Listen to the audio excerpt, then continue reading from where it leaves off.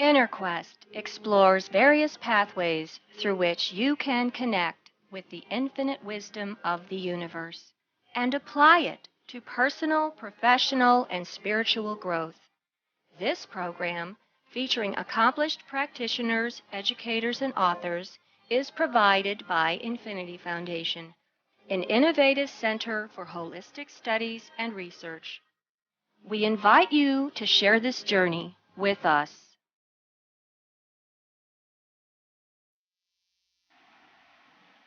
Hello, welcome to Interquest. My name is Jay Stone, your host for today, and our guest is Linda Howe. Welcome, Linda. Linda is a teacher, award-winning author, and an expert on the Akashic Records. Linda offers an inspired curriculum for growth and empowerment at her Akashic Record Studies Center in Chicago. Her center is also the premier training facility for the Pathway Prayer Process, which is a practical method for spirituality. Well, our audience may not be familiar with the Akashic Records. Well, let's start there. Tell our audience what the Akashic Records are. Of course. It's, first of all, I want to say Akasha is a Sanskrit word, okay? And what it means is primary substance. And the Akashic Record is a vibrational archive of every soul in their journey. Okay, so we're all in it. Everybody's in the record.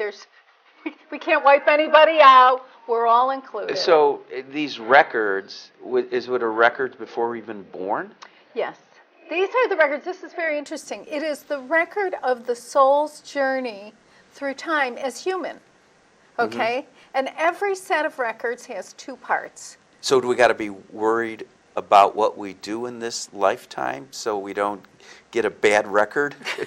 I know, this is the permanent record, right, that they tell you about. If you're bad, it will follow you. This is that record. Actually, it doesn't really work that way. But, we always want to pay attention to what we're doing, but yeah, it's... And so, is our fate sealed by these records? No. Okay, wait. This is very interesting, because historically we've thought of the records as being like in stone, okay? But in fact, there's two parts to every set of records. Like your records, two parts. One is fixed, right? It's the fixed part, and it's like the impression, it's the imprint of your soul. So it's like the blueprint for who you are and who you are becoming through the human journey, okay? And what travels along with that is the unfolding part that is changeable. So it sounds like it's both. It's both determined, fate is determined, and then that would be the fixed one. And then the other one where it's unfolding, that's where the free will comes in. Absolutely. Where the choice is. Absolutely. Okay. Because, see, lifetime after lifetime, the goal of the soul from an Akashic perspective is that we wake up to who we really are. All right. So here, can you give us an example of some fixed records? Sure. So we all have in our own, like there's the identity, okay? Like my identity, Linda Howe, okay? The soul at the point of inception, there is an identity as Linda Howe. It's like the DNA of the soul. Okay, that is not changing. It's the who I am, okay?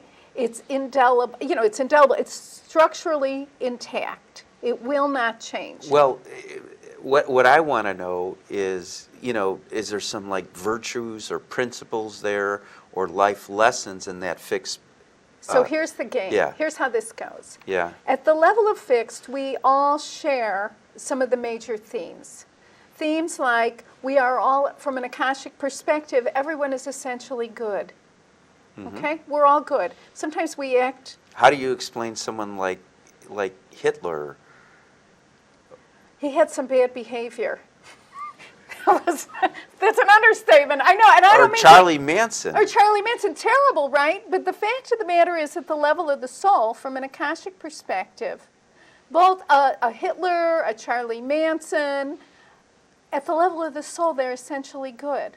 And the fact is, what's very interesting for a Hitler or a Manson or someone of that caliber, the fact of the matter is they were acting out of their best ideas. they actually thought these were great ideas.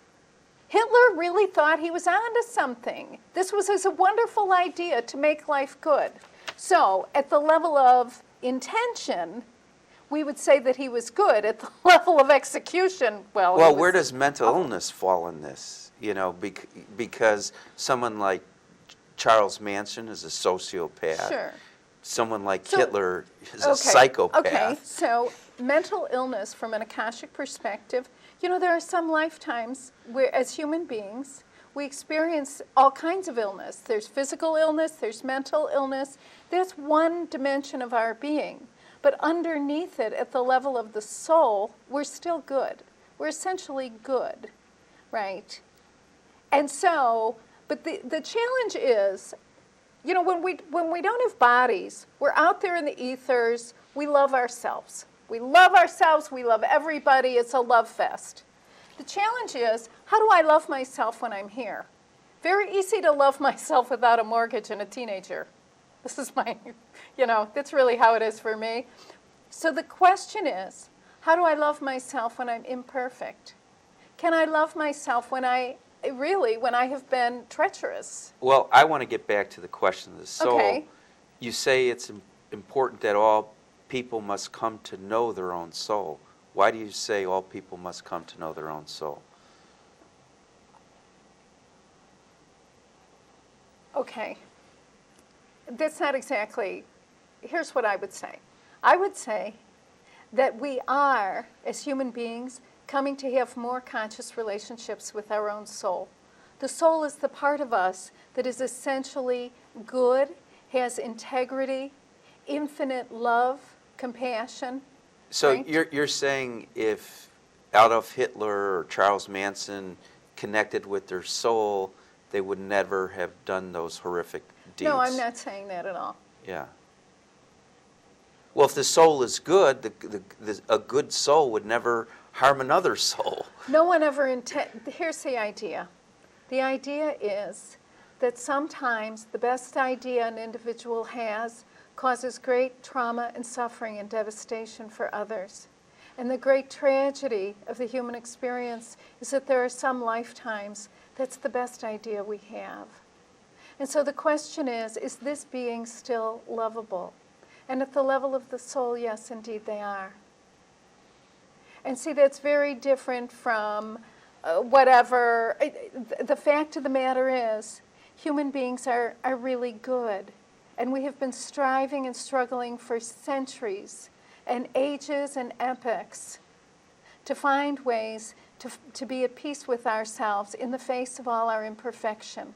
Mm-hmm. And individuals, with those really, exaggerated self-expression, their suffering is immense. Okay, and do they cause immense suffering? Yes, that's terrible. I'm not saying that's not the case. Well, could Akashic records help a person who is lost, who is a danger to himself and to others? I don't know that that's...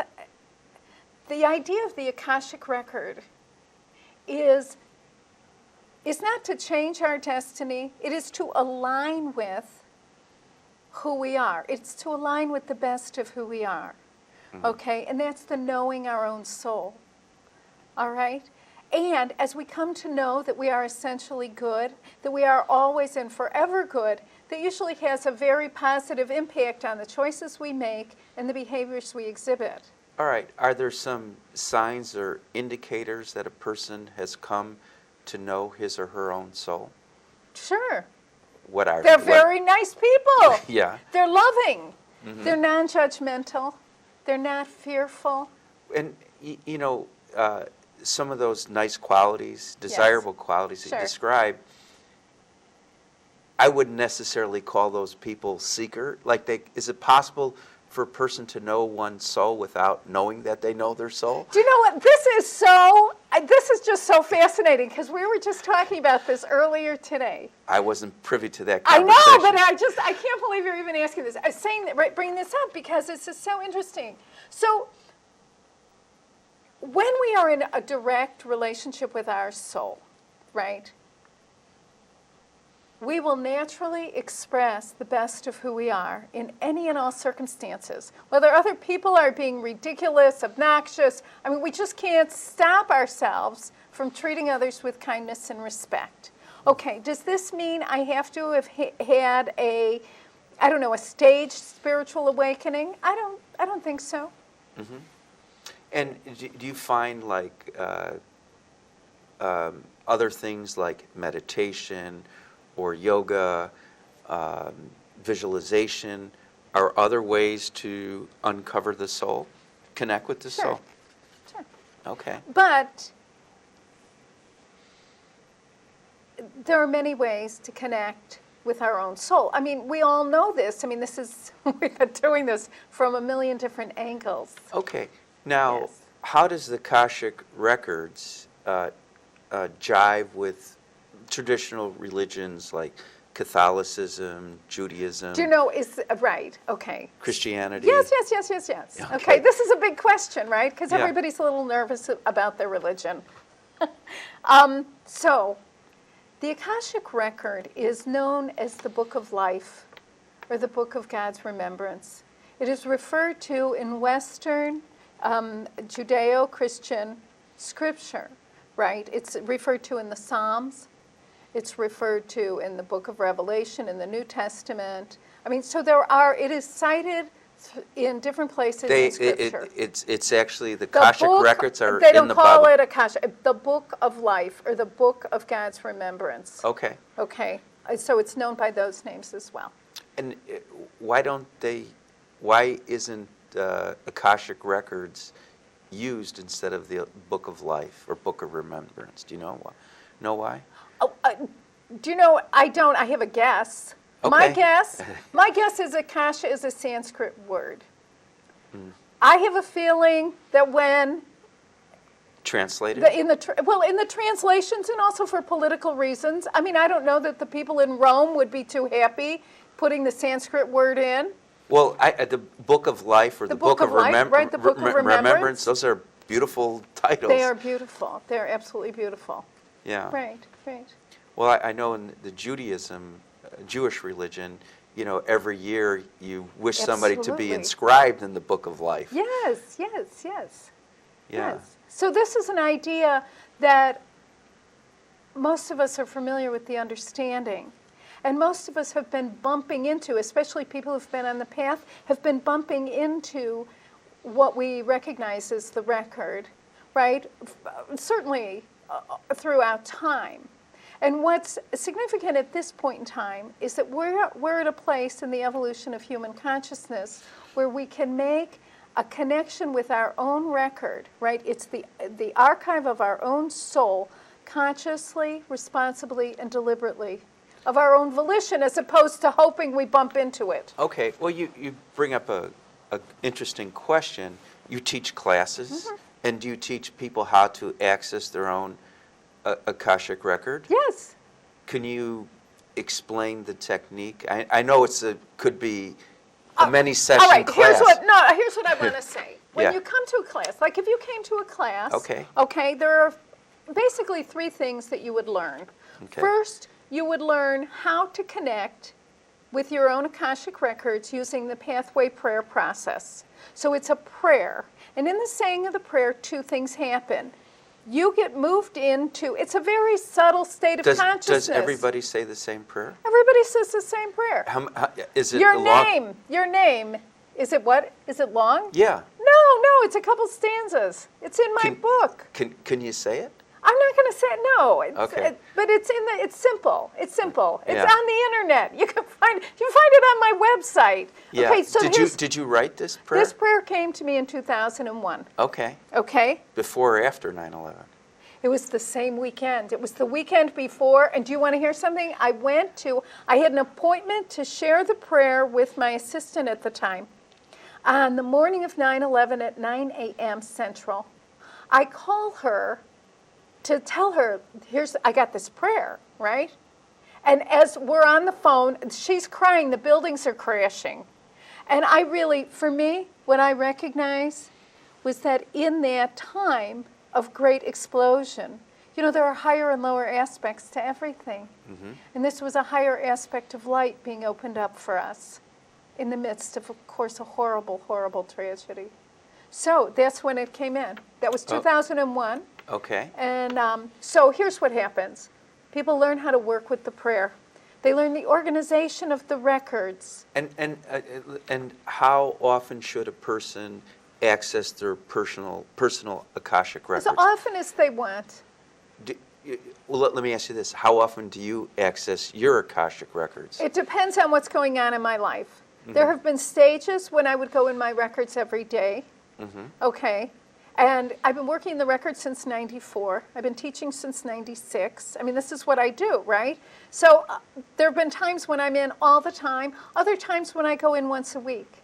A lot depends on what my needs are. And what I've discovered by working in the records is I might go in seeking guidance, but I don't get more guidance till I apply what they've already given. So, and it took me a while to learn that.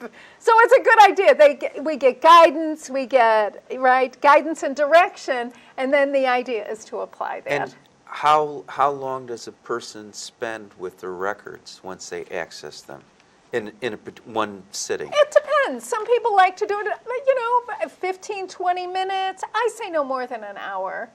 Do you know, I mean, there's no reason. Some people use it, they will open their own records and do journaling. It's about a dimension of consciousness, right, within which it is easier. It's a sanctuary of consciousness, right? It's the convergence zone of love and wisdom and aliveness. And when you have those three together, right, so it's being in that space with yourself in that way, where it's easier to see and know the truth and to make connections at a much deeper level. Now, could someone open the records right before they go to bed, so while they're sleeping, the records I know, doesn't that sound like fun? I'll tell you what, it's not that helpful. Because the records, there's some certain guidelines that support effective practice. And one of them is that you need to be conscious, right?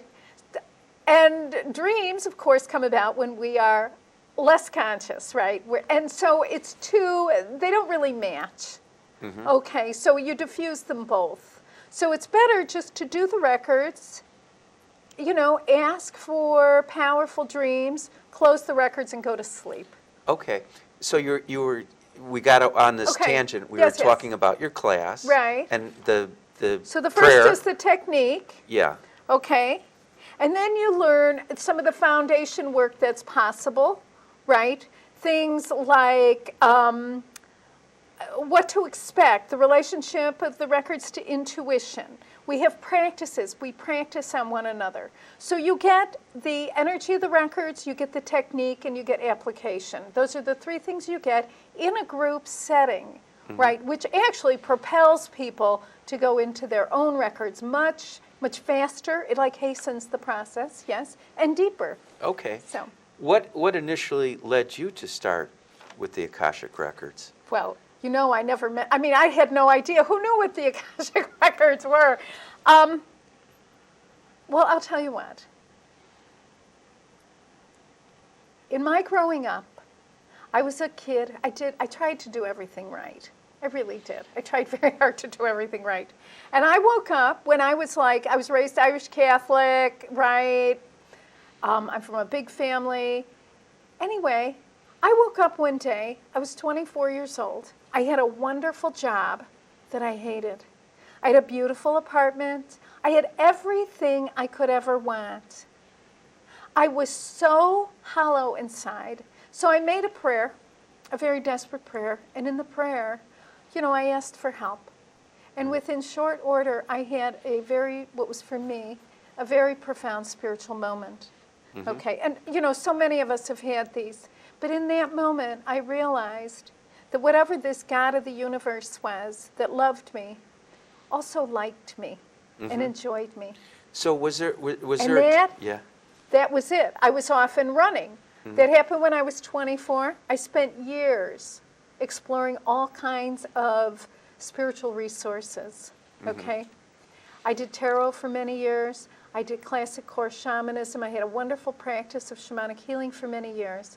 And I woke up and I wanted something that was simple, that I could have direct access, right? And what I wanted was to be able to connect with the love, the wisdom, and the aliveness of the universe in a simple, prayerful way. Mm-hmm. And then when I was 40, I was introduced to the Akashic Records. And it changed my life. I put everything else down. All wonderful things. And were you introduced through the Akashic Records, through a book, through a class? I went to a class, and this woman taught. She had a method for opening the records, and that's what I did. Mm-hmm. And I started working with others. You know, I had a practice of doing shamanic healing. I stopped that and just shifted everything into the records.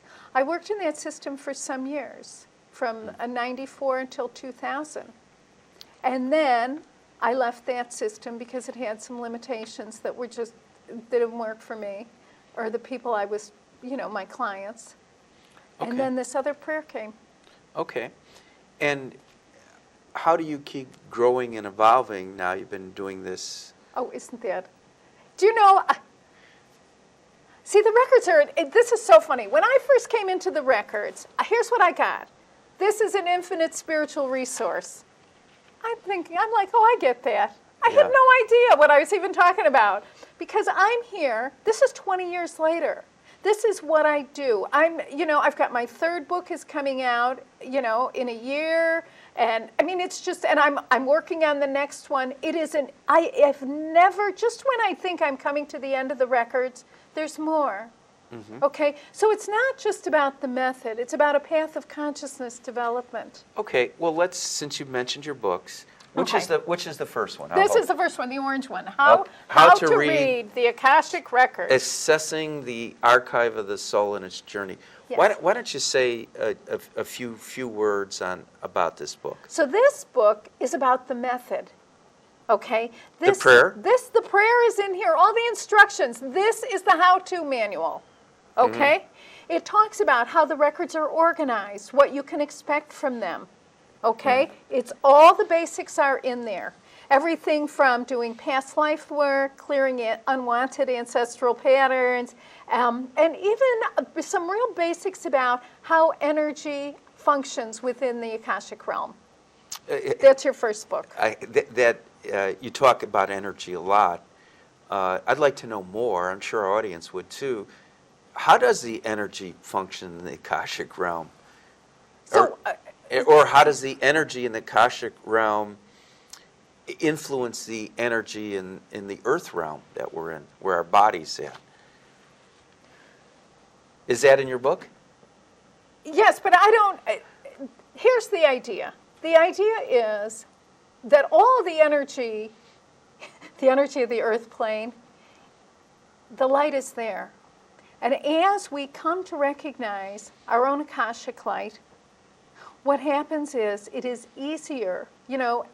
Energy noticed is energy expanded, right? It strengthens us. It fortifies our light. It allows us to be more radiant.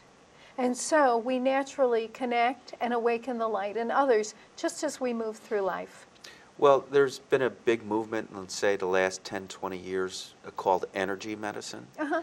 And would you consider Akashic Records part of energy medicine, or can be used as energy? I think it absolutely can be used as energy medicine. There's another Akashic Records as energy medicine. There's another book for you. Right, except for here's the thing. See, from an Akashic perspective, when we look at like a person, like if I opened your records, I would see that you have all the energy you've ever needed, right? So I would never send you energy.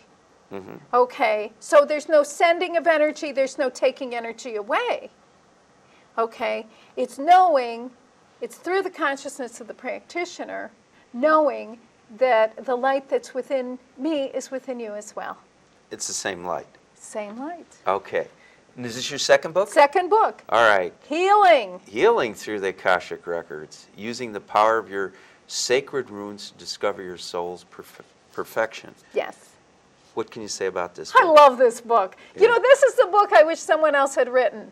I mean, it was a book I'd been looking for years because it's about healing. The first thing I want to say is healing through the records. It's not healing by the records. So this isn't like we make this connection with this oracle that changes us. It's about entering into a dimension of consciousness within which our perfection is revealed. So we look in this book addresses personal healing. So the whole practice of unconditional self-love, right, as a spiritual practice is introduced as it was revealed to me in my own work in the records. And then the spiritual practice of extending benefit of the doubt to others. Okay? So this is a wonderful book. And is it fair to say that the Akashic, our personal record is us? That it is us? It is part of us, yes. Yeah, okay. Yes, it's within us and beyond us simultaneously. All right. Now, you mentioned you're writing your third book, or it's about to be published. published? The third book's going to be published, right. I have a new publisher. It'll be out in January or February 2015 with Hay House, yeah. Oh, that's a very good publisher. Yes, it is. I'm delighted. And that's Discover Your Extraordinary Life Through the Akashic Records. Okay. Do you want to say a few words about that? Of course! Okay. So here's the idea. The first book is the method, yes. The second book is about personal healing. Personal healing you got to master the method, and then you get to that. Right. Then you do your personal healing. Okay, so now we're well enough, and the question becomes, which is actually the whole theme of the third book, is how do I maintain my spiritual awareness, my sensitivity, while I'm effectively engaged in the world, right? And it really addresses the question, how could it be that I am an infinite being and I am so finite? How could it be that I'm immortal and yet I'm painfully mortal? How is that? And how do I live in that, right? And that's what this book addresses, the key concepts of consciousness that empower us, right, to be effective in the world in the way that is the dream of everyone in our generation. Okay? And the 5 concepts are incarnation, authority, discipline, responsibility, and commitment. And when we have made contact with the true spiritual meaning of each of those for us, what happens is that the infinite grace within shines forth. Now, we just got a minute. Okay. Would you recommend that people read your books in order that you wrote them, or can they go to whatever they want. Whatever they're drawn Whatever to? they want. People know what to do. People know what to read. And the third book will have pieces of the first 2 in it. So they don't even have to, if they don't want to read them, Of course, I want everyone to read all of them. Yes. But really. And buy them, too. And buy them, too. Buy them, too. But, whatever. However you do.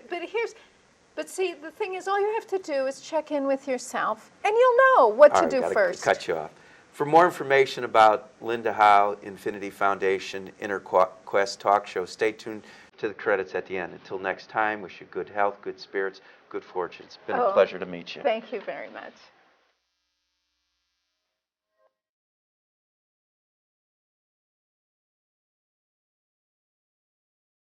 For more information about this show, our guests, Infinity Foundation, or any of our other programs, please visit our website, infinityfoundation.org, or call us at 847-831-8828.